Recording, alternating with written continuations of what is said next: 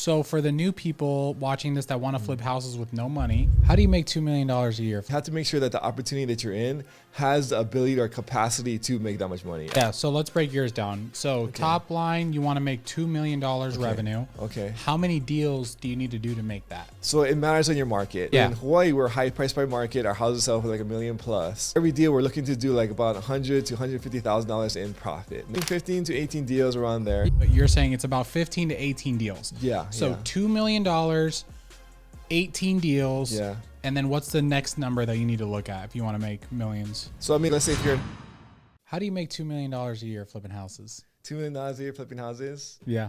So I think when you're looking at that question, you gotta start backwards. Where whenever you're looking at you want to make a lot of money, whatever your goal is, you have to make sure that the opportunity that you're in has the ability or capacity to make that much money. Actually, I was on an Uber ride today or yesterday actually, and the guy was pitching me his idea of he's doing home visits or something for basically for snowbirds who are not there. The thing I was looking at his business model. He makes like $80 a visit. When you break down the numbers, there's no way he'll make like six figures every year just by the business model itself. So I think when you're looking at if you want to make a lot of money, whatever your industry is, especially flipping houses, you have to kind of work backwards to say how much money do I need to make per deal? What does my team look like, etc. Yeah. And that's what you're gonna need in order to reach your financial or monetary goal on the back end, Yeah, so let's break yours down. So top line, you want to make $2 million revenue. Okay. How many deals do you need to do to make that? So it matters on your market. So in Hawaii, we're high price by market. Our houses sell for like $1 million plus. So every deal we're looking to do like about $100,000 to $150,000 in profit, net profit. Okay, so that's about 20 deals then. Yeah, I mean 15 to 18 deals around there. Yeah, so, I'm saying 20 on the high end. Yeah. Because you said 100, 150. So, but you're saying it's about 15 to 18 deals. Yeah. So $2 million, 18 deals. Yeah. And then what's the next number that you need to look at if you want to make millions? So I mean, let's say if you're in Hawaii, like how we are, so 15 to 18 deals of successful deals will get you. If you have a stinker, then you got to replace it with another deal, right? Yeah. But then if you're let's say another market like Indianapolis where I started, you make 20, 30, 40 per deal. Yeah. If you want to make 2 million, you've got to do 100 or something along those lines, right? So it matters on what your market is and your strategy. And if you're wholesaling, depending on what your margin is, let's say you wholesale, you make $20,000 a deal, then you need to do, again, 100. If you make $50,000 a deal on wholesaling, then you do, basically it comes down to math, right? Yeah. But you always want to look at your opportunity and make sure that the opportunity itself has the ability to make the revenue that you're trying to do. Yeah. So first, make sure you're in the right opportunity. Yeah. Then you break down what you want to make, average deal size, but then what's the next number you need to figure out? So I mean, it all comes back. You're always working backwards for numbers, right? So if you want to do, let's say 20 deals, just for simplicity's sake, in a year, then how many deals you need to make? How much money do you need to raise? How many managers or project do you need, et cetera, right? So now you were working backwards to the metrics on how are you going to get there. And so there's team members and there's also acquisitions or funding. Okay. So there's acquisitions, right? Which is usually broken down into two parts. So there's marketing and then sales conversion. Yeah, exactly. So for you making $2 million a year flipping houses, how many leads do you need? So it matters on where, I mean, again, it comes down to where your leads are. I know, I'm talking about you. I'm not talking about just general. So for us, I mean, we do a lot of online, pay-per-click or SEO. And so we basically need, I think the numbers is, I'm trying to think, I'm terrible at this, but it's, but just think of per deal, and then we can multiply. Per deal, I think we need, we spend 15 grand ish in marketing per deal, I'd say. Okay. 15 grand. And I'm guessing what does each lead cost you? Each lead is $1,000. $1,000. So that's about 15 leads to get one deal. Yeah. So times 15 times 20 is what? Brianna, I think it's 300. 300, yeah, sounds good. Yeah. So 300 leads. Okay. If your team is converting 1 out of 15 deals, you'll make $2 million a year. Theoretically, yeah. I mean, but right? There's ups and downs, right? There's obviously, you're gonna the market affects you if your rehab goes longer, etc. If you buy smaller deals or bigger deals, and so there's a lot of variation. Yeah. Especially with an idea. So we have deals where we've made very little. We've deals where we lost money. Yeah. And there's deals we made a lot. So there's a wide range. It balances. But I mean, you may average 1 to 150. So Okay. And then how many years have you been doing like, 7 figures flipping houses? 3-ish, I think. I'm just like, nobody's ever asked me these questions Yeah. before. So, okay, well, it's 2024 right now. So Did you do it before? 22, and 21, I'd say, yeah. And 24. Yeah, well, yeah, 24. So 4 years. Yeah. Okay. And then before you started making 7 figures flipping houses, what did you do for work? I was a software developer, actually. So Dang. most IT guys and like analytical people, they usually don't make it in real estate. Why is that? Because they're bad at sales. Yeah, well, so I mean, to be fair, I'm not the greatest at sales too. Yeah. But then I think like it was a learned skill actually. When I first started, I had a bunch of deals like fall apart just because I basically sucked at sales. And it's crazy because when I was a software developer, we used to work like we do like government contracts or like whatever with companies or banks. Like they would hire us out like 120 to 150 an hour. Yeah. And we get paid like 30 or 40 an hour. Yeah. And I'm like, this is such a ripoff, man. Like I'm doing all the work. I build all these systems at this high price, but I only get paid 30 or 40. Like this is so unfair. Yeah. I should just start my own company. Like that's not my thought as an employee. Yeah. But now as a business owner, I'm like, dude, marketing, like, and so as my company, they put out a lot of contracts. The sales and marketing person who's like actually getting the contracts is a lot more valuable, honestly, than my job of actually fulfilling them. Now, from a business standpoint, that's what I'm seeing. Got it. Okay. So I think I've coached a lot of people, over the years, right? As soon as someone tells me they're an engineer or something in that field, I'm like, oh boy. That's funny because actually when I was, Bigger Pockets was a big influence in my formative years as an investor. And a lot of guys who are successful in that, at least in that point, were former engineers or very like, they look at math and because like at the end of the day, you want to make sure like the numbers make sense and like you don't want to be emotional, but maybe flipping is slightly different than like than rentals. And I was gonna say because Bigger Pockets is more for rentals. Yeah. So with rentals, you need to be able to calculate mortgage, rent, capex, vacancy, utilities. There's so much that needs to go into it, and then you do one big deal and you're good. With wholesaling, it's a day in and day out. That's a really good point because when I started, I was doing burrs. So I was doing they're rental properties, right? They're flips actually, but then I was doing it in the Midwest where I did no marketing. I just bought off wholesalers. So there's no sales like needed. I mean, honestly, there's always sales in life because you want to get the buy-in of your contractor. You want to get there's different things where you want to like get relationships to align with you, which is essentially sales. Yeah. But I was never trying to buy houses off homeowners. Yeah. So for the first year, I was in Indianapolis, just buying off wholesalers, doing the burr strategy, and then I just run my numbers conservatively and I look through like 100 deals to find that one deal that would work as a burr, right? Oh, I didn't know you did that. So, I mean, that's how I started. I did burrs in Indianapolis remotely from Hawaii. But I did like 6 the first year and there's a strategy where I could like, this ninja strategy where I could like refinance it faster, etc. Yeah. But so I did like a bunch of those to start and then I was like, hey, like all I need is 50 rentals making $200 a month and I can quit my job. That was my original plan. Oh. But I was like, okay, so like Hawaii sucks for rentals because the price to rent ratio is terrible. So what you rent it for versus what you buy it for is like you never cash flow positive. But it's good for flipping because the high price points make a large like profit margins. Interesting. So I was okay.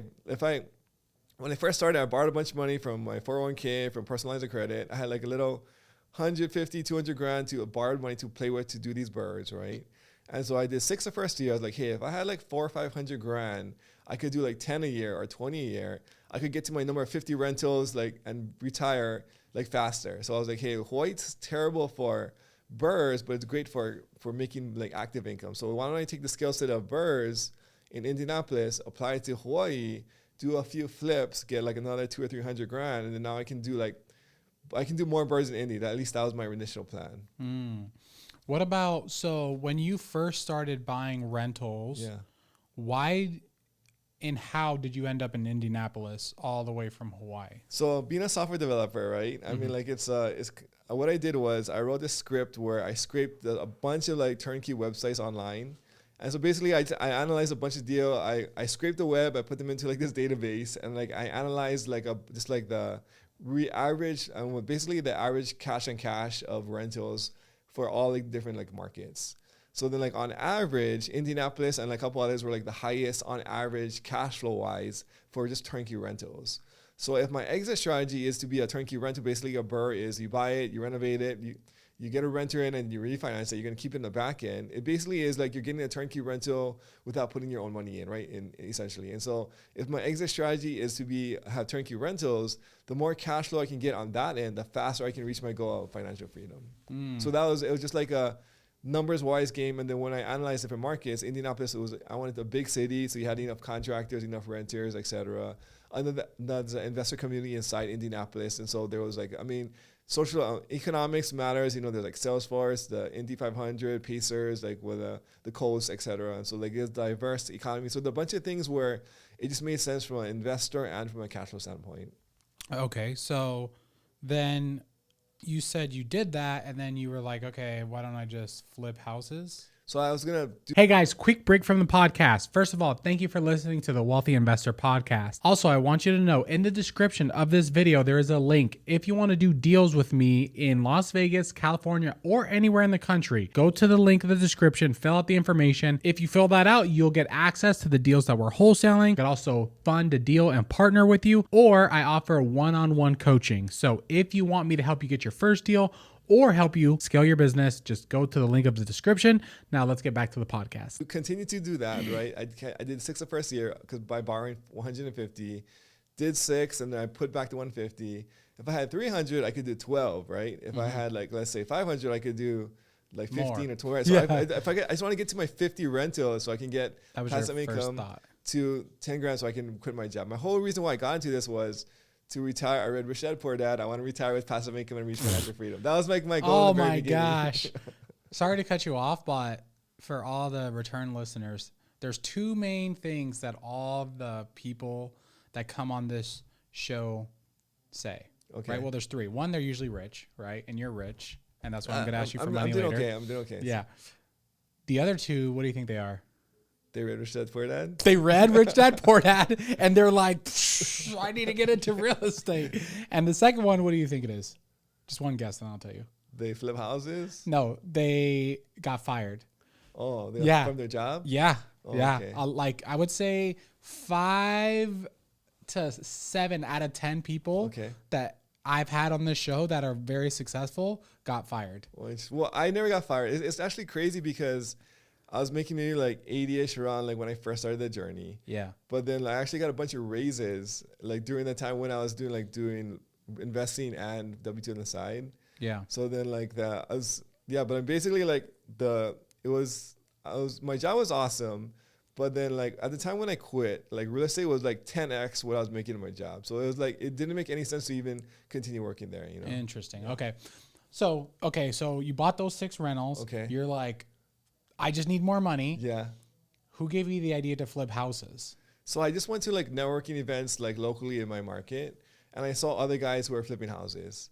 So there was like other investors like they break down their numbers like like you go to Meetup, they have like, hey, here's what I did, here's what I bought it for, here's like my property, my flip calculator. Yeah. I made $150,000, whatever. I bought it for this, I bought it for this. Okay. I was like, okay, so like this seems like a path where I could take the skills that I've learned or like are refining in Indianapolis of buying beat up houses, renovating them, and then as opposed to like refinancing them, just sell them for a profit. Mm-hmm. If I take that cash and then apply it to my market, I can just supercharge my BRRRR machine that I built over there. So that was my thought process. Okay, so then how did you scale your flipping? So then Hawaii was way harder to find deals than in Indianapolis. And so there wasn't really a whole lot there's like basically like no wholesalers. There's like 1 or 2 and they wholesale like 5 deals a year. Like, there's not a whole lot of wholesaling going on. And so I was like, okay, now I have to find my own deals, whether it's on MLS or online marketing or whatever it is, like mailers or whatever. And so the first 9 months, I grinded super hard trying to get my first deal. So it took me like 9 months to get my first deal in Hawaii. Mm-hmm. But I tried like a lot of things. I tried mailers. I tried like online. I tried PPC. I tried some cold calling, like, some whatever and stuff, talking to agent outreach. And then I just like was sucking, like, for the first 9 months. I actually had like a couple under contract that ended up falling out because I suck at sales. Like, you know, and it is what it is. Like, you know, and so I watched a ton of YouTube videos. I did like a lot of role playing, like, you know, just trying to like improve my craft of sales. And I wouldn't say I'm an expert now, but I'm a lot better than when I first started. Just understanding the nuances of human psychology, et cetera, what you're trying to do on a sales call, et cetera. You know, so there's a lot to it that's to be successful that you don't realize, or like a lot of nuances to it. And I wouldn't say I'm a expert by any means, but I've grown so much as far as just the general sales process. Okay. So then how did you end up getting your first deal? It was a PPC lead, I think, and then just reached out and then talked with the owners. It was a perfect situation for us to come in, and then we just, I mean, they had an issue that it was like there was some issue. The house was in terrible shape. There was like 30 cats living there, whatever, and they need to get out yesterday. And so like we came in with our cash offer, and I was like, hey, this looks like it makes sense. Like, what you do? Does this make sense for you guys, etc. And it was a relatively easy negotiation, I'd say. That's probably why I was successful, just because the situation was so perfect for us to come in and do a cash offer. Okay. And then you were making $80,000 a year, right, as a software engineer. Yeah. How did you come up with all the money to flip that first house? Because in Hawaii, I'm sure like the rehab is extremely expensive. The down payment's expensive. The holding cost is expensive. So how did you come up with the money? So we actually use a hard money lender for that. So and actually in the very beginning, I was very scared to tackle big deals. So I was like, when I was actually doing like my, cause it was just like, it was so scary for me. So when I was doing Indianapolis, for context, we were buying these houses for 20 to 50,000, putting in like 20 to 50,000 in renovation, and they're appraising for 150 on the back end. So like very small deals, like relatively small deals. In Hawaii, I think at the time the median price point was maybe like 800,000 or 900,000 or along those lines, just under $1 million. But then for me, my target was like $300,000 or less, because I was like, I'm like so scared of these. The numbers are just so daunting. Like, you know, especially as a new investor, like I don't have any money. Well, I'm like, I have borrowed money. I got a few rentals like in Indianapolis, but I'm not like they're bringing like $200 a month, right? So like, and so like taking down an $800,000 project was just like, that's impossible. Like, at least in my mind at that point in time, like it did not seem possible. So like, if I can find like a $300,000 project, maybe like a condo or a small single or whatever, this sounds more reasonable for me to be able to handle, you know? Yeah. I think that's what I did in the beginning of my flipping career. I would take whatever the median price is and I would flip underneath it. Like the purchase, resale, everything had to be below the average because I was scared. Yeah. And after coaching people through Wealthy Investor, right? Anytime a new person comes to me and they're like, dude, I got this $1 million house. It's a luxury deal. It's in this special community. I'm like, bro, you're asking, you are asking to go bankrupt on your first deal. Like just take something down cheap and in the ghetto so you could learn, make mistakes, and then work your way up. Don't go for the home run on the first hit. Yeah, it's kind of like it's their leagues, right? So like there's elementary, middle school, high school, and so I kind of feel like when you're like was in India, like they're easy like because preschool. Well, I mean, like it's like you're in elementary because like deals there's a ton of deals. People are a bunch of wholesalers just slanging them, right? You just buy whatever you want, and so it's easy to find deals, etc. And then when you get to the Hawaii market, there's just less deals. But then, so like now you have to take a bigger. It takes more skill to do it, I think, when there's like no wholesalers. Oh, of course. And then when you're there, like then the price points are higher. So if you stick to like the lower price points, that's kind of like maybe intermediate. Then once you get to like the million plus, now you're like in high school. So like each of them have their own challenges. But when I first started, I was like, you have all these limiting beliefs that you believe about what you can accomplish and what you can do. So even when I was just starting, I was like. Before I started, I didn't even think I would ever own a house because I just like, it was never conceivable to me to ever own a house just because it was so expensive. And I was like, I can't afford a down payment, $200,000 or whatever. Like there's no way I'll ever save that much money in my entire life. Like, you know, maybe when I retire, my 401k will have $200,000 in it. Like, you know, so it was never a concept to ever own a house. But then as I slowly got into real estate investing, like a lot of my limiting beliefs broke as I kind of reached different barriers. But it wasn't like I went up straight. It was like a slow and steady time, like progress over time. Yeah. So did you just have the money for the down payment and rehab and holding costs? No. So I borrowed. I mean, everything's borrowed. Because you made so much money without hard money lender. Right? Hard money lender. Borrowed money from. So like I had like I went to. So I had a 401k. So when you borrow money from your 401k, if you take money out, you pay penalties. If you borrow from it, there's no penalties. So wait, can you explain that? So like, let's say you have a 401k, let's say you have like 100 grand in it, right? Okay. If you take out like 100 grand, like hey, like screw it, I'm not gonna wait till retirement, I'm just gonna take out the whole 100. Then you're gonna pay active income tax, whatever that tax bracket you're in, and then you're gonna pay like a 10% like penalty for taking out early. Interesting. But if you borrow from it, let's say like I'm gonna borrow, let's say 50 grand from my plan, then like I just have to make monthly payments back to like the plan, but I'm not paying, like there's no penalty for what I'm doing. Okay, I didn't know that. Okay, so you had a 401k. Okay.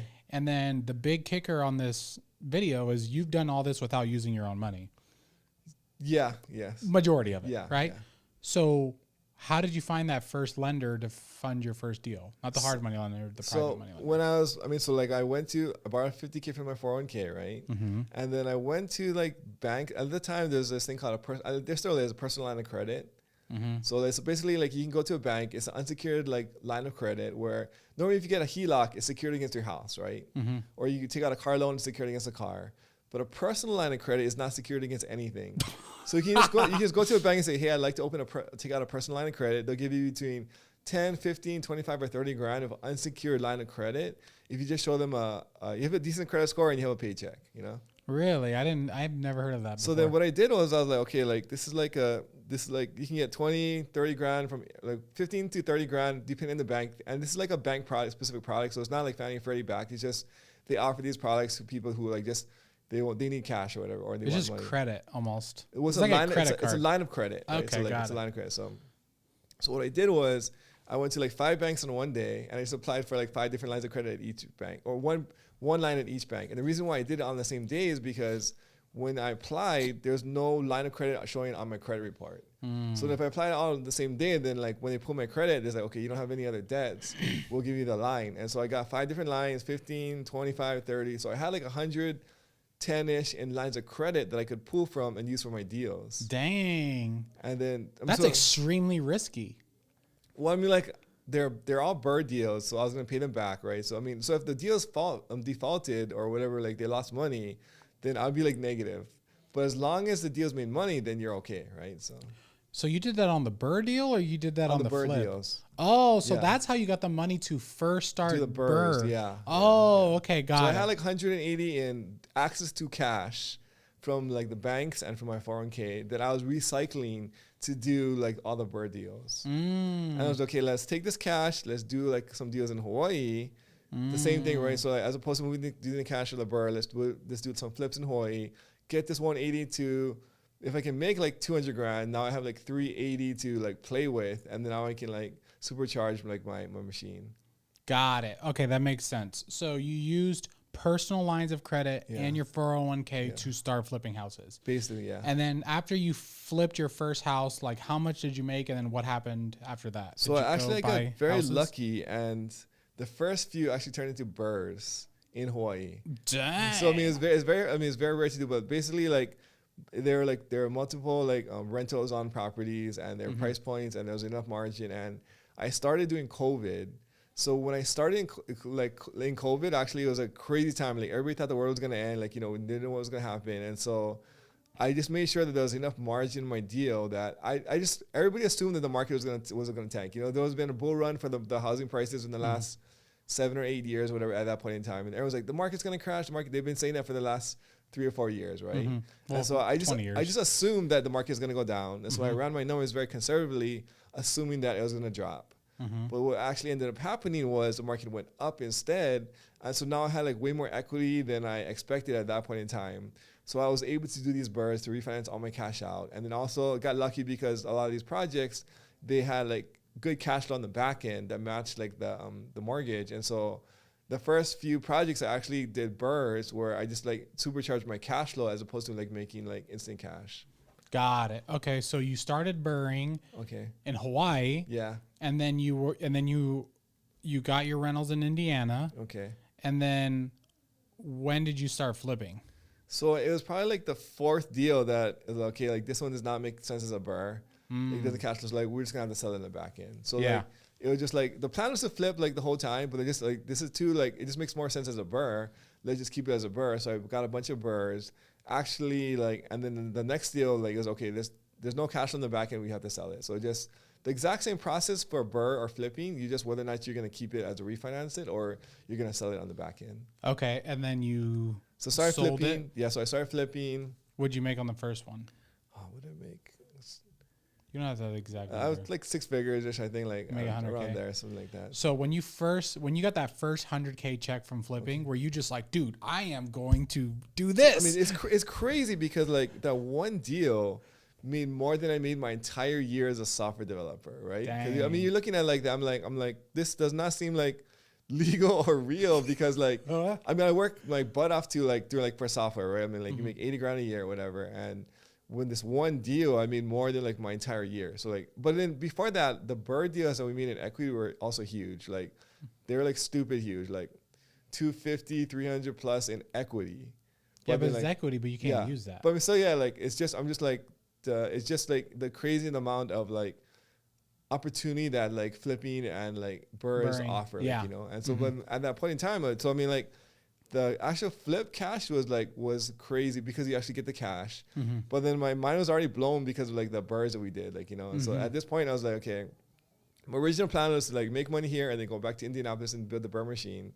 But then at that time we actually had cash flow where it was like way more lucrative in Hawaii than it was in Indianapolis. So I just never went back to Indianapolis after that. I want to continue with the story, but did you sell off your Indianapolis properties, or are you still on them? I'm just selling them off this year, actually. Sell them to me on Creative Finance. Would you do it? No. I'd rather have the cash. I mean, like you wouldn't buy them anyway because with Creative Finance. So here's the thing: is when I bought them at the time, they're cash flowed really well, or they cash flowed decently, right? Yeah. But then they all went up in value since then. So if you bought them at today's prices, they won't cash flow very well. Oh, okay. And then on top of that, I mean, so that's part of the reason why I'm selling is because they all went up in value. And then like it's like the 4 or 5 year mark where when you do a burr, like everything's brand new, like, you know, you renovated everything. So like you're not going to get any CapEx, no maintenance issues. Around the 5 to 8 year mark, that's when things are going to start to break down. And so like your cash flow is going to go down as you start to make repairs or whatever it is. And so like it's a good strategy to do a burr, hold it for 3 or 4 years, sell it at that point when there's no like expenses, and then you maximize your cash flow during that period. And then the next guy who takes it over, he's got at the 5 to 8 year mark. That's when things like your water heater, whatever the things are, your roof needs to like more work, et cetera. Like, you know, so like I got it for all the golden years, and then like the next investor, whoever wants to take it, they're gonna get it at like where it might need some work from this point moving forward. You know. Got it. Okay. So, well, I got to shoot my shot. I made an offer, so that was good. So you made 100K, and then were you just like, dude, I'm gonna just go all in on flipping? So at the time, I had enough rental income actually that was making more than I was at my W-2. And then so I was like, this is like, and then like flipping was making like obviously way more than I was at my job. And so like, it doesn't even make sense for me to work anymore. But I was also married. And so I was like, hey, like, hon, like I'm just going to quit my job and we're just going to like, I'm just going to do full-time real estate. And she's like, no, like that's too risky. So I was like, okay. So it took a little while to like, and then I get it. Like, you know, like it seems very risky and it can be like, you know, like because business is crazy. Like you can make 100 one year, one deal, and you could lose 100 the next. Like, you know, like there's lots of ups and downs. And so she's like, you know, this is too risky. We don't have health insurance, like, et cetera, et cetera. I was like, okay. So it just took some more, and my sales negotiation skills suck at this point too, right? So it took, she gave you an objection. You were just like, I can't even. Okay, I can't. So it was like so it took a little while. So it probably took me like 6 months before. Okay, I need more success, basically a better track record. So you did one deal, you could got to lucky. Like, you know, anybody can like blind squirrel finds an acorn like once in a while, right? So I mean, like, so we need like the more proof of concept, right? So continue to do more deals and have like more success until the point where you're okay, like I feel like I can trust you with this new venture. You have permission to quit your job, right? So I think it was like the ending of 2021. I was like, okay, let my boss know, like, hey, I'm gonna be leaving for doing real estate, etc. And so sat down with our CEO, whatever. I mean, just like had lunch, just talked about it. I was like, hey, I'm just gonna be leaving. What can I do to like train my next person, etc. I want to leave on good terms, you know. And so just it was a good transition to start the next journey of my career. And I just started on Instagram, I think, a little while before that. So I actually have like one of my reels like last day in the office, like leaving like my, and so. Yeah. So during this time where you're scaling your flipping, okay, where are you getting the money from? So initially it was borrowed money from my 401k and the lines of credit. Yeah, lines of credit. And then as I started to have some success, I was like, hey, does anybody want to like lend me some money like to do some deals? And so I tried to like ask my coworkers. Some of them were like, hell no. But other guys were like, here, I got like 20 grand. Like, okay, like 20 kids, like, okay, I can use this, right? So I just borrowed some money from my coworkers, some from like friends and family, from some of my family members, like they believed in me. And so the thing is, I think because my family like knew me, there was like a more of a built-in trust because they seen like that I have integrity like with my dealings with them, right? And I had some success in like other like sports or whatever. So like, hey, we believe in you, Daniel. We think you can do it. So You've done like sports. Yeah. So like the thing is like I had success in another arena, right? So like, it'll possibly there's a more likelihood that it'll translate into like the next venture, right? And so like I had a stable job, etc., like whatever it is. And so they had trusted me. So they lent me a little bit of money, and then so that's how I started to like do these deals.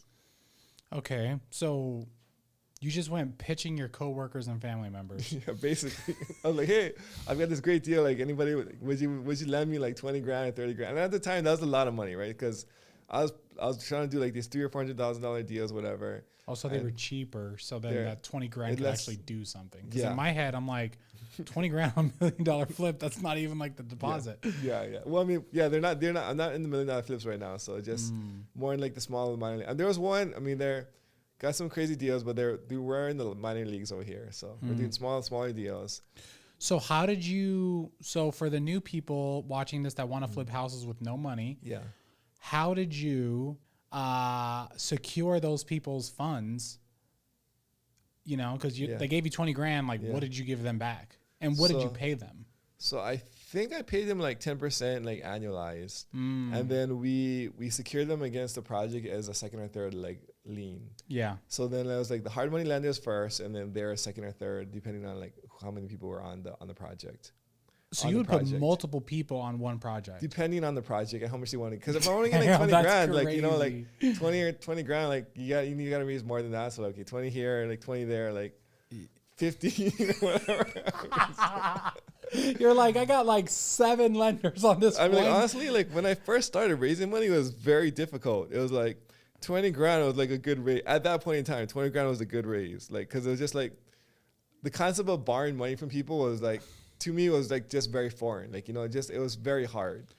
But do you think it was them that was offering 20 grand, or you were pitching 20 grand, so that's all you were getting? Well, I mean, yeah, I'm like, well, number one, like my coworkers are like, they're not like breaking it into, so like they don't have a lot of money themselves. And my friends and family, I mean, varying degrees, but I was just pitching like smaller amounts just because I was like, well, 15 is going to be like the max. Like, you know, because that's a lot of money. Because I mean, like I put myself in their shoes. Like, I would not lend more than like 20 grand to like a random, like, or my coworker. So I was like, if I wouldn't do it, why would they do it? Like, you know, that's a lot of times when you're first starting in sales, like you put yourself in the other person's shoes, thinking like they're thinking like you. When in actuality, especially when you're dealing with sellers, like you don't want to do that. That's like a bad strategy. That's actually a huge gem that I feel like most people will never understand. Because like, let's just say you're pitching a product, but you're broke, right?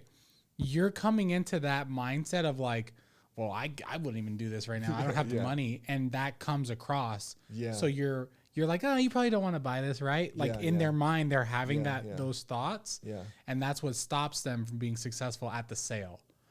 Even so, this affected me when I was trying to buy houses too, because it's like, why would this person give me $100,000 discount on their house?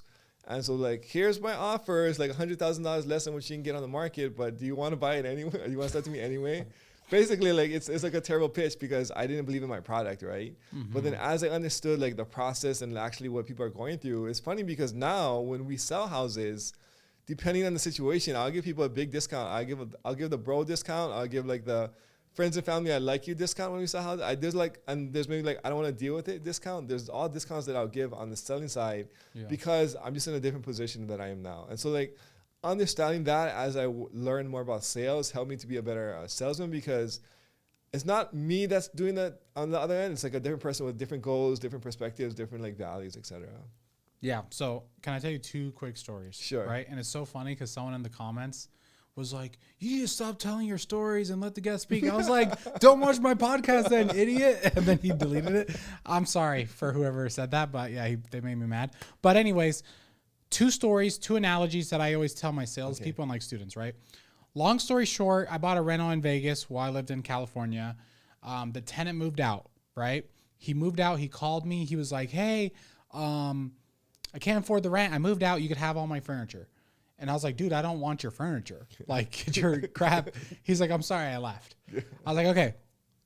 So now I need to rent that property back out, right? Mm-hmm. So I was like, I need to get it empty. It was just like trash furniture. It wasn't even nice, right? Okay. So I go on Facebook and Craigslist. I was like, I have a house full of furniture. If you're willing to come pick it up for free, text me right now and you can go get it. And I told my mom, because I'm in California, this house is in Vegas. Okay. I'm like, Mom, I need you to go to the house and let these people in so I could sell this furniture. Yeah. She's like, Brian, you could sell this lamp you could sell this for $10 and you could sell that for $7. And I'm like, Mom, I don't have time. Yeah. And I just want it out. I don't want to sit here and deal with all this crap. Yeah. Yeah. So then first person that texted me, they showed up in a moving truck, and I don't know if that's what they did for work. They moved the whole crap, and I was happy. Yeah, right? Yeah. Did I miss out on a couple $100s? Yeah. Do I care? No. Yeah. It's the same thing when you're dealing with distressed homeowners. Mm-hmm. They're not trying to get top dollar, because if they were, they could easily fix up the house. Yeah, they could easily find a realtor. This is not like a secret thing. Yeah, yeah. Like, you sell in the market for top dollar. That's not like a secret. So when I first started, that was also my mental block. I was like, I don't understand. Like, why would anyone sell a $500K house for $300K? That doesn't make any sense. Yeah. Like, I don't even believe it. I mean, it's such a hard hurdle to overcome when you're just starting, I think. But as you progress as an investor, as a business owner, there's like levels to this thing, right? So now you're willing to give up $200 for like your moving or whatever things.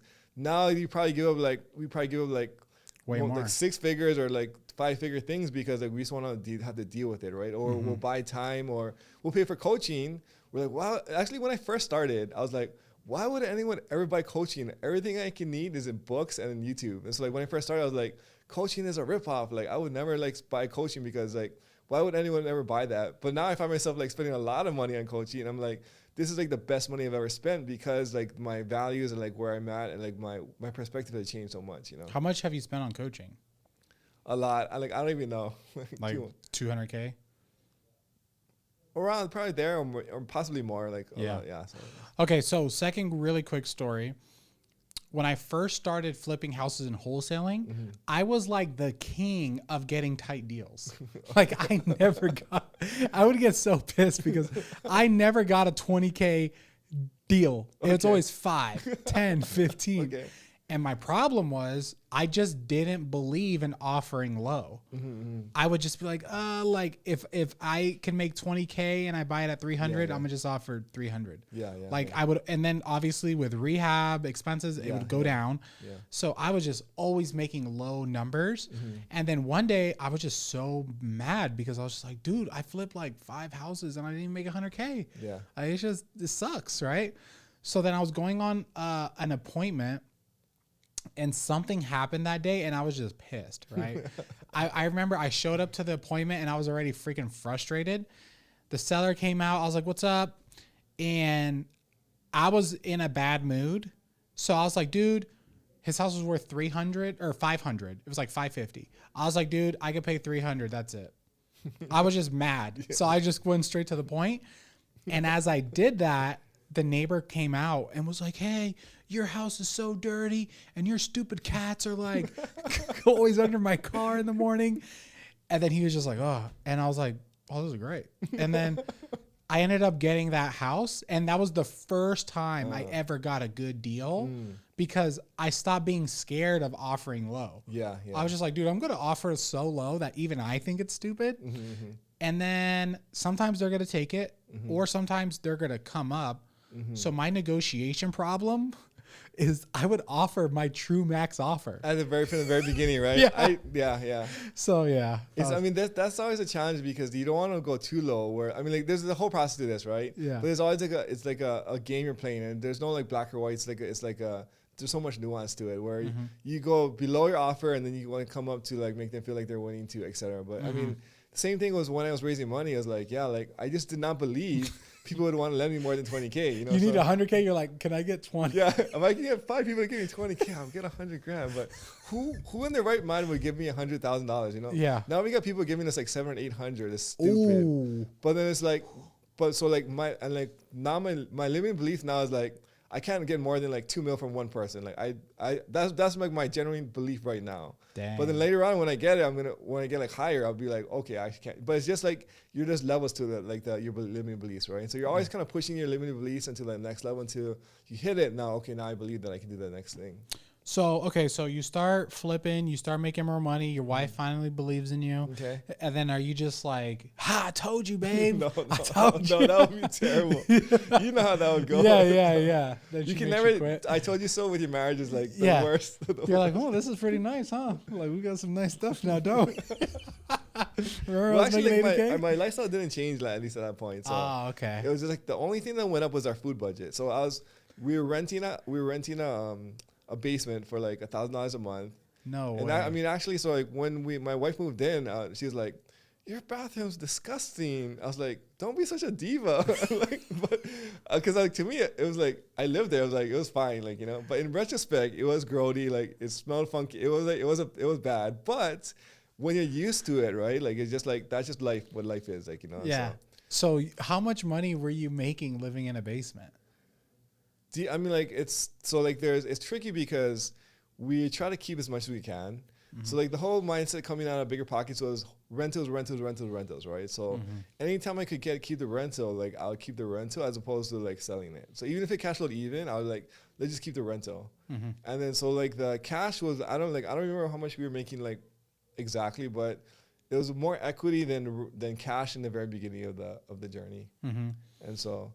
But I mean, we're making more than I was as a software engineer. So you're making hundreds of thousands of dollars living in a basement. Yeah.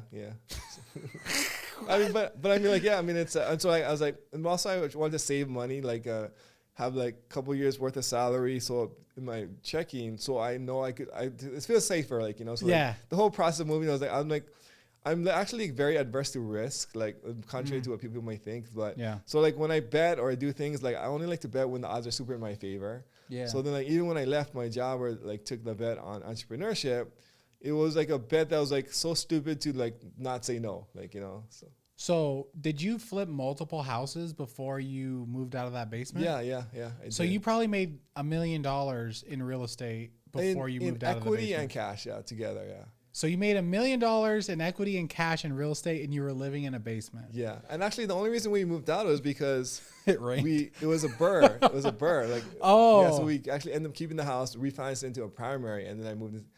So actually at the time I applied for like it was like a low price condo. It was like a low income condo or something, like in town. So like with my salary and like your whatever, if you're below a certain amount on your salary, you can apply for like, it's like the government gives chips in to help you buy the condo, whatever. So you buy it at a discount or whatever. So yeah, but it was like a 2 to like 3 year wait because like they're still building it, like, you know, but you put your down payment, but you get like a cheap condo. So I was actually in line to get a cheap condo at that point in time.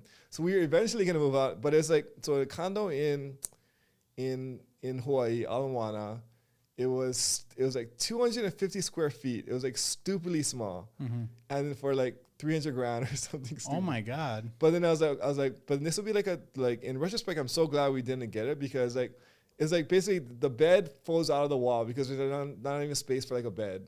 So it's a studio, right? It's like super tiny, like a kitchenette, and like the bed falls out of the wall. It's a Murphy bed, and that's how it's built because land or like price per square foot is so high, right? So. But we were gonna move into that from my basement eventually when we moved out. But I got lucky. We found a burr property we're gonna keep that turned into like a burr, and so that actually became our primary in the beginning. Got it. That explains, because I've known you for a few years now. I think that's why you're so humble, because you lived in a freaking basement and you were balling, so you kind of have that same mindset. Yeah, I mean, well, the one thing we did increase was our food budget. So. So everything else is the same, right? Like rent for cheap, you know, like drive like used cars or whatever. Like don't spend any money, anything else. shop at wherever Ross's or whatever. I still shop at Ross's, but the one thing that went up was, okay, our food budget went to like $3,000 a month. So we're gonna go crazy on our food budget. And I was like, no, because here's my thought process is, so when you're looking at like your toilet, no. Sushi, yes. Well, when you're looking at like the ROI on your money, right? It's like, where do you like get the most like enjoyment or pleasure, right? And so like the ROI on, I'm sorry to cut you off, but the worst ROI on your money is food. Well, no. But ROI on like quality of life is what I mean. Oh, so like, where do you get the most enjoyment? Like, so again, like, I'm sorry to cut you off, but this is like, I mean, not everybody's gonna see the basement and your wife's controlling. Not everybody's like see this the world the same way, right? But this is like our thought process. Maybe it was mine. Maybe I was just forcing my wife. Yeah, I'm saying, if my wife didn't like where we live and she's complaining about the bathroom and I'm blowing $3,000 on food. No, but we are blowing $3,000. Oh, like, okay. So like so we get to like eat out more, right? And so like you get to go out, have like basically like not have to worry about your food budget, like, you know. So we can go to, I mean, like wherever you want. I mean, like not super fancy, right? But like we'll go to like eat out, I don't know, Panda Express or whatever the thing is. Like we can just go and eat, and so like your quality of life goes up because just like a lot of your time is spent like lunch or dinner with your significant other or your family. And so if you can just go out, eat out often, like it just, at least for me and my wife, like that was a big like value for us, like, you know. So I mean, everything else we're gonna keep the same. It's like not spend any money on clothes, food, cars, whatever, but we'll just like eat out often. So that was like the way that we raised our budget initially. Okay. I do want to talk about scaling the flipping business. Okay. I have one more question. Sure. In this basement. Okay. Was someone living above you? Yeah. It was actually, so it was my sister and her fiance or her husband at the time. So like actually they owned the property. That's why we got for so cheap. What was your rent? $1,000 a month. So. Oh my God. In Hawaii, that's cheap anyway. Oh, so like, okay. So it was probably worth, like, honestly, they probably could have rented it out for like $2,000. Yeah. But they're giving us like the friends and family discount, right? So you were almost a millionaire living in your sister's basement with your wife. But honestly, like it's I mean, like I looking back, like it's fine. Like yeah. No, but you're humble. You're like, I've known you for a long time now. You're very humble. You're very like easygoing. Yeah. My wife is like, dude, if my wife didn't like the bathroom, well, to my wife's credit, I have like an amazing wife. Oh, that's good. She's very humble. She's very like frugal too, and so like she's like, yeah, this sucks, but like, you know what, like she's not like, she doesn't like, she's about it, like, you know, like she's like, I got super lucky. So okay, that's shout out cool. to my wife. Yeah, shout out to Daniel's wife for living in that basement and eating Panda Express. When we got married, like she knew what she's getting into, like, you know. So like that's the thing too, is like when we got married, my value financially was not like high. So like she didn't marry me for my money. It was like she enjoyed like my jokes or whatever the thing is, like my big muscles, like, you know, so. Your hairline just clean as hell. But okay, so did you ever think you were gonna be rich? Like never. I mean, like I told you, I never thought I would ever own a house. Like I was like, if I just rented for the rest of my life, I'd be very happy. And to be fair, like when I was quote unquote poor, I was very happy. Like, you know, like you don't need money to be happy. Like I had a good family, had like some hobbies, like play some golf. You know, like golf is super cheap. It was like $7 a round at like or like a local munis, whatever. Damn. Like it was Twilight, I think, you know. And so, but I mean, like I was playing these clubs, like, you know, like the whole set was like $200, whatever. Damn. But then, I mean, like it's like life was great. Like, you know, like I had good friends and family. I was like going to church, and like just my life was like, I was very happy, like, you know, before. But then I just like when I started to quote get more financial like success, like it just changed like my goals as far as like what I can give back, etc. And also I think you do make some bad like monetary decisions as you have more money, like, you know. And so what was like the worst monetary? Probably like we bought a Lambo. Like that's honestly probably not the best financial decision. You went from living in a basement to having a Lamborghini. You know what's crazy is like I feel imposter syndrome when I drive it or when I put in gas. I feel imposter syndrome. It's like I'm like, it just feels weird. Like it still feels weird to drive it for me. So. Think about your Lamborghini was almost the same size as that apartment you almost bought. Yeah, it's crazy. That's so funny. That's crazy. But so let's go back to scaling the business. Okay. So how did you get up to? You started flipping. How did you get up to $2 million a year flipping houses? So in the beginning, I was very good at just finding deals, right? Like I kind of sucked at raising money and project management, but I just really good at finding deals because that's all I put my focus on. So I just got better at finding deals, and eventually I had like too many deals on my plate that I could deal with. I was like, hey, I gotta start hiring help for this thing. And so like I was like, hey, I hired a VA. Then I was like, I hired an admin assistant, and then I was okay, like I just need more people. So then I was like, hey, I need a project manager. So long story short is I found our project manager, this guy Josh. Shout out to Josh, my guy. And so he came on board to help us manage the projects. And then so from there, it's just adding employees or team members as we go to help us to scale and to do more deals. So you were flipping, making a bunch of money with just you and a project manager? That was it? Just me by myself in the very beginning. Yeah.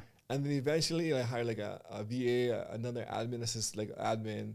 Because I hate doing paperwork. So like the first hire was like, hey, can somebody just help me with just filling out like forms to escrow or like whatever things and like doing LLCs crap or whatever. Like, how much did you pay your admin?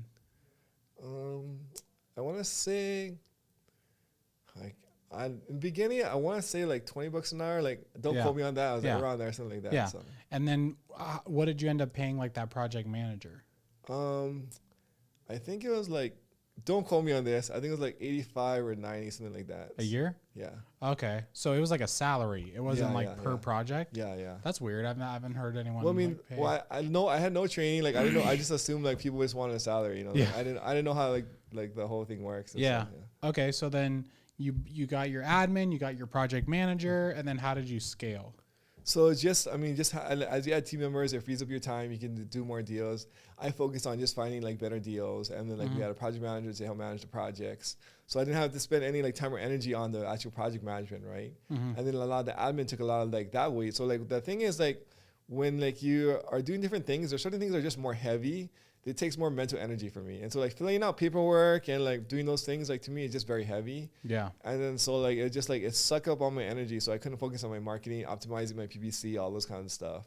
And then so like now that I have that freed up, now I can focus on like other things like the marketing, mailers, some like cold calling, some PPC things, and talking to agents. So now I can just focus on the marketing side, which would be like just getting more deals.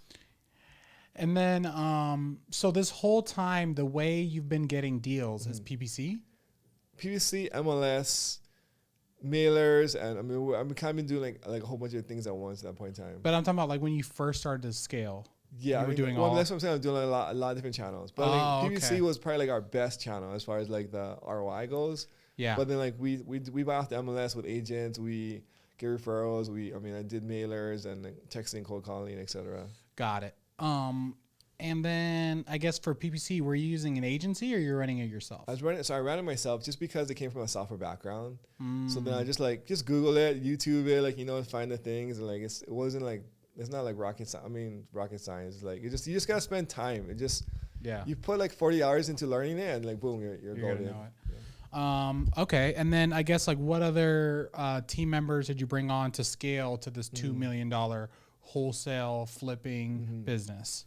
So after project manager, we hired another project. We hired more VAs for some bookkeeping things, and then we hired another project manager to replace our project manager, and then moved him over to acquisitions. And then so he's in acquisitions, and then we had we started to post on social media, get some like traction over there.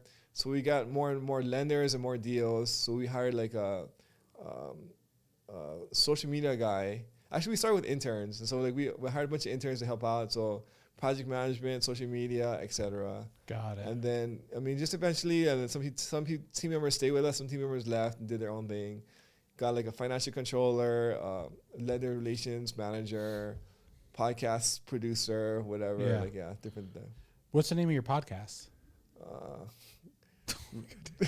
You're literally the worst at sales. You're literally the worst salesperson I've ever had. Building wealth with Daniel Kong. Okay, there you go. If you haven't, go subscribe to that podcast. It's gonna be in the description of this video. But okay, so now, how many years did it take to get to? When did you start doing $2 million a year flipping houses? Probably only like this. The last couple, we're like just under, so like we're not at two yet. We're like a little just under it, but like probably the last couple years. Okay, so probably 2022-ish. 3 and 4. So. 3 and 4. Okay, so like once you hit that mark, then I know during this process, you started buying commercial properties in Kansas City, right? Yeah. Tell me, why did you do that? What happened and how did that go? I mean, so number one is like, as you're making more money, you also want to like take some like tax benefits, right? And so like in Hawaii, if you own rentals, like the depreciation is terrible, because you think about like, let's say you buy $1 million house in Hawaii, then like $800,000 is land, $200,000 is the house, right? Yeah. So now you've got a $200,000 house that rents for like $3,000 a month, and you have $1 million asset. If you take that same $1 million and you buy commercial property in Kansas City, now $100,000 is land, $900,000 is building. So you have this $900,000 building, and then like it rents for way more, and you get way more depreciation, which you can write off on your active income. So then just like from a tax and then a cash flow standpoint, the Midwest was just like way more, like it just made a lot more sense. So what did you end up buying, and then why did you pick Kansas City? So I had a buddy who he has like a program. So shout out to CJ, who was like buying so he was buying commercial properties in Kansas City and doing pretty well with them. And he was like, hey, like we were friends, like, you know, like the Hawaii is like a small circle. He's like, hey, this is what we're doing. Like, it's like working for us. Anybody want to jump in? And so he kind of showed me like what they're doing. I was like, oh, actually, this makes a lot of sense. And so we jumped on board. He built a team already in the market, so we didn't have to like find our own like contractors, property managers, like brokers, etc. And so we leveraged his team, and then we went to the same market and just started basically like we just lowball like everything that's on the market until it fits the numbers that make sense for us. Okay. And then so like we're trying to burr in like these commercial properties. And then the thought process is like when you're looking at so we're like, as we're kind of scaling up, we're like, okay, flipping is great. Where's the next bigger opportunity? So the two things we're looking at was multifamily or commercial office retail. And so like, cause on both of those, they can do bigger scales, right? So like in Hawaii, you sell a house for like $1 million, $2 million, whatever it is. But in commercial or like the multifamily, you can do like 50 million, like 100 million or whatever, 20 million. Office retail is like the 5, 10, 20 million. And so like those are the kind of like we're trying to do bigger deals where same amount of time and effort, but you get a bigger return. Like, so that's the thought process, right? And so just we're looking at the different models. We actually did a syndication with a 101 unit in Houston with a multifamily. And then we did a couple of deals in office retail with CJ guys. I mean, just like they're mentoring us, you know? And then so the one in the office retail was just for our purposes, it just made a lot more sense, because when we're doing the syndications, like you're splitting the deal with like a bunch of other partners, right? Like it's kind of like a team sport. Like, you know, like there's the acquisitions guy, there's like the management guy, there's like the loan sign doc guy, and there's like the capital raiser guy. So like there's a lot of like hands that are in the puzzle. So at the end of the day, what you actually take home is a lot less than like the whole pie, right? Yeah. Versus the office retail ones, is like we get to keep 100% of everything that we create, because it's just our deal like solely. Yeah. And then when you're looking at like the market conditions, is at the time multifamily was like very desirable. So everybody and their mom wanted to be a multifamily syndicator. So the cap rates were like very low, like 4 or 5% on the exits. And so if you put a debt service on it, it doesn't cash flow positive with debt service on it on the exit. But on the commercial, because it was like no one wanted to touch it, it was like more like scared. On the exits, your cap rates are 7 or 8%. So with debt service, it cash flows positive on the back end. So you could actually do a true burr with the office retail, where multifamily and commercial, I mean, with multifamily, you couldn't do the burrs. So then like the commercials was more it was more beneficial on the back end for the cash flow. And also there's way less competition, because nobody knew about it, or it just seems more scary. Like, you know, like everyone understands multifamily because they understand the single family, but when you talk about commercial, it's slightly different and it seems more scary. So there's way less competition, way more buyers' eyes on the thing. And so like, and also at the time there's a negative sentiment in the market for commercial. So we could get huge discounts on the properties because of that as well too. Got it. You went from like 0 to 100. You went from like, we're flipping houses to like debt service, cap rates. Sorry, yeah. No, it's good though. I like it. So how many properties did you end up buying in like Kansas City? So like we buy like packages, right? So like it's like this office building had like there's like 4 buildings. And so like it's like 4 buildings. One of our best ones, like there's 4 different office buildings, each like 10,000 square feet. So like 40,000 square feet, but it's like, and a plot of land, but it's like kind of like one package. So we bought 4 packages, but like each of them had like one of them is like a strip mall. And there's a bunch of different like So you bought like 4 packages. How much were they? All varied in prices. Yeah. Probably the most, between like 1 to 2 million per. Okay, each. Okay, yeah. That's not like compared to Hawaii. Yeah, that's not like ultra expensive. Yeah. It's very similar, but then also like the exits. Yeah, I mean it's very similar to like deal in Hawaii. Yeah. What do you think as far as what do those cash flow you? So our best deal, we bought it for 1.4 mil. We put about 300 grand in like TI and CapEx, whatever. Yeah. It cash flows or gross rents are 30 something grand a month. Dang. Yeah. That's crazy. Yeah, it's a stupid deal, honestly. Yeah. Did you stabilize everything, or are you still trying to stabilize them? So they're all in different phases. That one I told you about is probably like 90% like filled. When we bought it, it was like 30% of filled. So we basically re-tenanted everything, and then like now the cash flow's better. Got it. Are you looking to buy more in Kansas City or no? Yeah, I mean the thing is like we're still looking to buy more, and the thing is like you just want to buy bigger and bigger deals, right? And so just like the same time, energy, and effort, you can buy bigger and better deals. The other thing too is like about the bigger deals is there's less people who are looking for it. So like there's like, and when you're looking at like the opportunities, like the higher you go, the less there's like the average like mom and pop investors are looking to buy. Yeah. And then you're not big enough for like the hedge fund guys who are buying like the stupid like $100 million deals, right? Yeah. So like we're kind of in the middle where we're trying to get to like the bigger like $2, $4, $5, $10 million deals where it's just like us aspiring investors, or it's the next phase, but there's a lot more meat on the bone because there's not as many eyes or as competition over there. Okay. I want to ask you this. So what keeps you going? Because obviously you're like, you probably have a nice house. You have a Lamborghini. I don't know if you sold it. Do you still have it? Yeah, I sold it, yeah. You still have it. You were living in a basement. Now you're how much are you spending on food now? It's still like around $3,000. Okay. So that stayed consistent. Yeah. Like you live a good life. Yeah. Right? And you weren't expecting a lot. Yeah. So like what is keeping you going? You know, it's funny because when I reached financial freedom, like when I had that point where I had more income than I was at my job, I was like, because that was the whole plan. I was like, I'm gonna retire, get an income salary, and not do any work. That was like when I reached that point. That was my plan. Yeah. And so when I reached that, I was like, okay, I had like maybe like a week of like, hey, no work. I was like, I'm just gonna retire with Mai Tais on the beach. But then when I realized like that's boring. Like I could at that point in my life, when that was my original plan, I realized after that I was like, I can never retire. Yeah. Just because I enjoy building, I enjoy like growth, I enjoy like just doing things. And so like I would have to quote unquote work like till I die. Like and it's not like maybe it's not work, but I need to like be doing something, whether it's like volunteering or building something. But because we had all this momentum of like on the real estate side, it would be a huge waste not take that momentum and see how far we can go. You know, so with more finances, you can give more to like your causes, you can like impact more lives, like your team, your employees, and there's just so much more that you can accomplish in life than just for yourself. You know, so just for myself, I think like, because like sometimes like, why did I put myself through all this stress of like building a business where like I could just retire, I could like flip like 3 houses a year and like live very comfortably, like you know.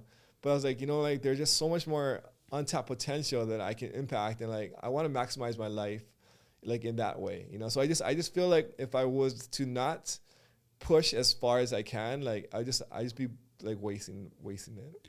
What do you think as far as like how has faith played a role in your entrepreneurship road?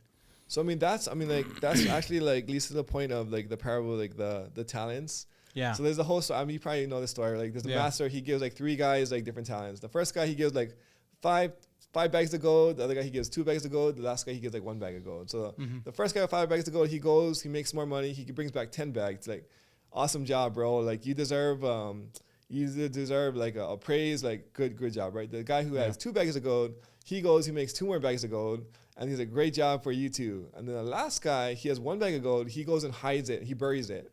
When he comes back, he's like, hey, here's a bag of gold that you gave me. Like, I didn't lose any of it. And he's like, dude, what are you doing? Like, you wasted it, because at least put it on, like, get me some interest with the bankers. Take the guy who has 1 bag and didn't do anything, and he gave it to the guy with 10 bags. And like, when I read it, I was like, that's so unfair. Why would you take away the one who has 1 and give it to the guy who has 10? But then it's the way that God looks at how we use our lives. And so we all have different talents, different kinds of things, different expectations. And if we don't use our bags of gold or our talents, our opportunities, the things that we have, then like it's gonna be like we're either gonna be the guy who has 10 or gonna be the guy who has like 1, right? Or the guy who has 2, whatever it is. But like it's our duty as Christians to maximize the opportunities and the talents and the things that we've been given. Okay. What about people listening to this that they feel lost, or they feel like rather they don't have talents, or they don't know what to do, or maybe they want to do real estate or whatever the case may be, but they're not succeeding. How do you think, what does the Bible say about that? Or what would you say about that? I mean, life is a journey, right? Like, you're never going to figure things out right off the bat. I had a lot of struggles when I first started, like, a lot of failure, just kind of like trying to figure things out. And failure is natural and it's healthy. Like, I think even like pain is healthy. Like, like when you look at like a lot of stories of the characters in the Bible, the most quote unquote successful people, they had like a lot of pain in their lives, whether it's David, whether it's Paul, whether it's like Job, all these different guys. And I think like it's just like, don't think like that God is angry or hating you. It's just pain is a good motivator. It's a good growth. It's like, and it's just healthy for our lives. And so I think if you're struggling or you're going through things where like maybe like you don't understand why, number one is like go to church and get to know who this guy Jesus is. Like, like there's a lot more to it than just what you see on TV or what you like see on a podcast. And so I think just having a relationship with Jesus and with God can really impact the way that you view the world, the way that you go about your business, the way that you have perspective on what's fair, what's not fair, pain, like pleasure, all these different things. So I think like number one is to put it more succinctly is go to church, maybe. That's so funny. Yeah, I think that's kind of like my mission right now is to get people back in church, because people they don't know. They don't know how good church is because they just watch online. Yeah. And then I'll have people who are like, oh, but you shouldn't be praising your pastor. Like, you know, it's like, dude, first of all, 99% of people are not praising their pastor. But what are you looking for them to not like their pastor? Yeah. Is that better? Yeah. Yeah. If they don't like the worship at their, church, if they don't like their community, you shouldn't go to church because the community, it should be for God. Yeah, that's true. I disagree with that. I think like you go to church for part of the community is part of the reason why you go to church. And so sometimes, so when you look at church, it's like you go to the community because it's a community that you can relate to and identify with and you can give to, right? So a lot of times like we're looking at what can we get, or we're trying to serve just God. But when you look at the Bible, God says, don't just serve me, love me and love people. And if you love me, you'll love your neighbor, right? Yeah. And so like part of your job is find a community where you can connect with, relate to, and love your community, like, your church. And so like you need to serve in church. There's so much.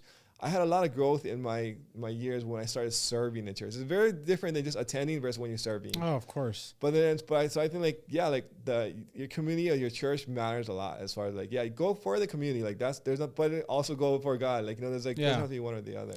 Yeah. And I don't want to get too deep on it, but it's funny too, when people are like, oh, like, why? And I used to think this too, so I'm not judging them, but I used to think like, why do I need to give God money? Yeah. Like God doesn't need my $400. Like he's good, But then now that I've had events and I understand a little bit more about how churches work, it's like, dude, to run a church isn't free. First of all, like, when I first started going to church, like the pastor would be like, hey, you should tithe. It's for your benefit. I was like, that's BS. It's for your benefit. That's what I thought. Yeah, they think, oh, the pastor. Yeah. This whole building's free. The light's free. The utilities are free. But I mean, what I thought was like, the reason why we're tithing is so you can benefit, right? Exactly, yeah. But he would say it's for my benefit. So when I was like, that's BS. But then like after tithing and like going through that process, I genuinely believe it's for my benefit. And let me like break this down for you. Yeah. So like the reason why the tithing is so important is number one is like obedience to God, right? So like whenever like you have like a parent and a child, when you're like just obedient to whatever the parent says, it's healthy for you, like for your soul, for different things, just to listen to what your parent says, right? So like it's just like that relationship, that dynamic of listening to God is like, hey, out of obedience, I'm gonna do what you tell me to do, right? So tithing is number one. Number two is it builds faith because like you have to trust God with your finances, where you like, hey, I'm trusting you with this, even knowing that maybe like I might not have enough for like whatever it is, because like tithing is like a big portion of your salary, right? Mm-hmm. And then in addition to that is like you realize that like if you just tithe first, then like you live off the what's left, like then that's just your new normal. Just like when you pay taxes, like you're not like, oh shucks, like I missed out, unless you're like an entrepreneur, right? You don't pay taxes at the end of the year. But like when you're a W-2, they just take it off in the beginning. Like you never even notice it, and you just live off the rest. The same way with tithe is if you tithe the first best portion, and you just keep what's left. That's what you get. Like, you know, so it's kind of like the way. And then also what it also did was like it unlocked something that's unhealthy in my heart, where I had like this unhealthy relationship with money. And so I was like, okay, like money is important to me. Like I need it. I need to keep it. Like it's my security, is a lot of things. But when you tithe and you give away, you realize that like you're just a steward of things on earth. And so like your life is just like, you don't own your life. You don't own the money that you have. You don't even own your car or your shoes or your family. You're just stewarding it for the time you're here. And so like, if you're just stewarding it, it's very different than if you own it yourself, right? So if you own it, then you give back what you're like, cause you're giving something to God. But if you're just stewarding it, then it's like, this portion goes to God, this portion goes to me, and I'm just stewarding it while I'm here on earth. And so that tithing really helped me to like break down that understanding, and it's really unlocked some things in my heart where like I was like more like, I guess, greedy or more selfish, like, you know, so. Yeah. Can I tell you a quick analogy? Sure. Okay. I don't want the listeners to get pissed, but I don't want to talk too much on my podcast.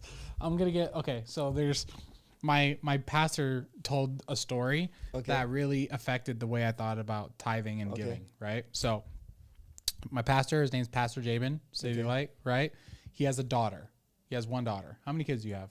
No kids. No kids yet. Oh my gosh. Okay. So we'll talk about that later. So he has one daughter, right? His only daughter. So when you have a daughter, I have a daughter, you do whatever. Your daughter could be like, Daddy, give me the Rolex. You're like, here you go, sweetheart. Whatever you want, right? So he took his daughter to Chick-fil-A, right? And he was trying to diet. So he took her to Chick-fil-A. He got a salad. She got French fries and chicken nuggets, right? So they're sitting there. He's like, you know, I love you, baby. She's like, I love you too, Dad, you know, eating her food. He's like, babe, you know, I'm dieting. Can I have a French fry? Yeah. And then she went like this. And then he was like, you're not going to give your dad a French fry? And she's like, mine. Right? Yeah. And then he was like, you know, I brought my daughter to Chick-fil-A. I paid for those French fries. I could take all the French fries and everything, you know, I will literally provide for you for the rest of your entire life until I'm not on earth anymore. And you won't give me a French fry. And that for me broke it down, because I would think like, why does God need my money? I don't even understand. Like, like I need it. He's good. But it's like, dude, if he gave me the opportunity and everything that I have, my job is to steward out of obedience. I should just give back. And for me, when he told me that story, that literally, I was like, oh, okay, that makes sense. Like it took that analogy for me to be like, oh, okay, that's why. That's a really good analogy. I'm gonna steal that later. You should use it. Yeah, because I feel like it because I have kids, and I know my kids. I'll be like, baby, let me see your iPad real quick, and they're like, no, it's mine. I'm like, God, that's my iPad actually. Like you're just using it. That's mine. I paid for that iPad. But yeah, so that is a great analogy. I feel like you've grown a lot in your faith in the last year? 2 or 3 years. Oh, for sure. Yeah, I went from like freaking a hot mess to being saved. And I think it's like Christ. I believe that the Holy Spirit blessed me. I believe, luckily, I'm a part of a community like this office that there's like a lot of Christians. Like Brianna here, she's a Christian. Her husband's a Christian. You know, like 90% of these people here are true Christians. They're not just like, oh, we go to church sometimes. Like they're like true Christians. They're trying their best. Like, they're trying their best. I mean, obviously we're gonna make mistakes. Obviously, we're all sinners. We're trying to go in that direction. So, do you think? Okay, I have a question for you. Do you think it's wrong for me to say true Christians? I mean, I don't know what that means. Like, and it's so subjective. So for me, when I say true Christians, I'm talking about people that are actually trying to go through the sanctification process, and they try to be. They're trying to have lordship, and because there's people who are labeled as Christians where it's just like a title, but like they don't actually believe in like lordship. So, what is it called? Lordship. So like there's like you get saved, and then like you have like trying to make Jesus Lord, right? Because like there's very different than I just want the Savior part and to go to heaven, right? Yeah, it's like an insurance policy. Yeah, but I don't want to make him Lord in my life, so I don't want to have lordship. And so like the lordship part is the difficult part, where that's really where you see like the changed life. Because like for me, when I was like a quote unquote Christian for a long time, but until like I said, like, hey, Jesus, I really want to make you Lord in my life. That's when the true transformation happens. And so like, obviously, like, you're gonna make bad mistakes. I'm still a sinner. I make a lot of bad decisions, but at the end of the day, you're trying to make Jesus like the top priority and your Lord. Yeah. So that's what we call the sanctification process. You're trying to be more like Christ. Yeah. So I feel like this community obviously helped me a lot. And again, it's not like, oh, Chris, my team member, saves me. Yeah. No, I watch what he does and I'm like, oh, like Chris leads a small group. I should lead a small group. Yeah. Oh, Chris reads the Bible every day.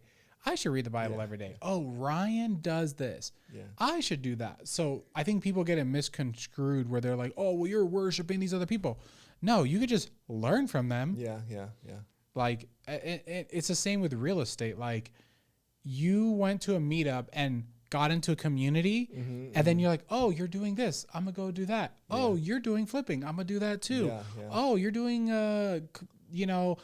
Kansas City things. It's almost like every time you grew, it was from your community. And that's how I broke all my limiting beliefs, right? It's like, I see somebody else raise like 100 grand. I'm like, oh, I can raise 100,000. Yeah. And it's like, you don't know what you don't know. So like, there's a lot of times when I think like Hormozy breaks it down. There's like two types of knowledge. Number one is like you learn how to do something, right? So like, let's say like how to flip houses. Everyone knows you can flip houses, but then you get the strategies on how to flip houses. The other type of knowledge is you didn't even know that flipping houses was a thing. Yeah. And then you get the knowledge that it's possible. And so like a lot of the limiting beliefs is like, you can realize I can raise $100,000 from one person. I can flip a house in Hawaii or whatever it is. And so like just a lot of times when you get into communities, it's like these things where like you didn't even know it's possible, and like you see somebody do it, it makes you believe that it's possible.